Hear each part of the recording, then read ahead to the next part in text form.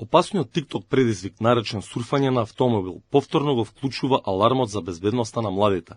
Откако на социјалните мрежи излезе видео со млад човек кој среде Скопје се вози кача на хауба, само за вирилност и лајкови, голем дел од родителите се вознемирија и го споделуваа видеото со апел сите да бидат внимателни, и децата, но и возрастните, и да не се дозволи повторување на ваквата опасна игра.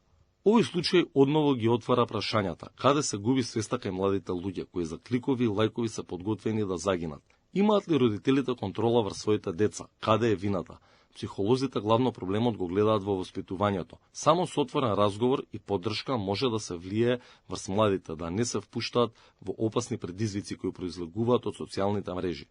А вакви сурфања сигурно не почнале тука во Македонија, некаде ќе ги видат, ќе добијат, ама ние сега светот е малечок. Само еден клик, толку е голем светот. Тоа е дел од младалечкото живење и од тоа како они пробуваат да станат возрастни.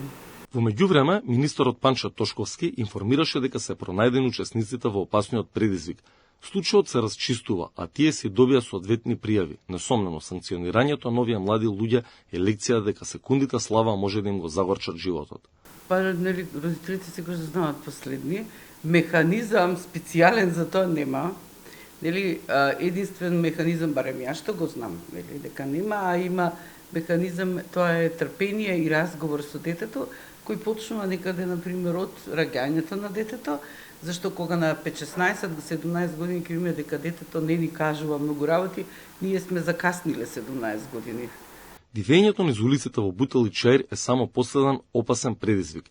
Годиниве актуелен беше така наречениот предизвик Суперман, откако десетици деца завршија со скршеници на клиниките. Се отвори прашањето во јавноста како да се спречи ова штетно влијание кај младите. Забраната за социјалните мрежи не е опција, но мора да постои системска превенција. Пред 2 години малолетна девојка заврши со изгореници по телото по струен удар на железничка станица додека снимала видео токму за TikTok качена на вагон. Предходно едно дете загина од струен удар додека беше качено на воз на станицата Миладиновци.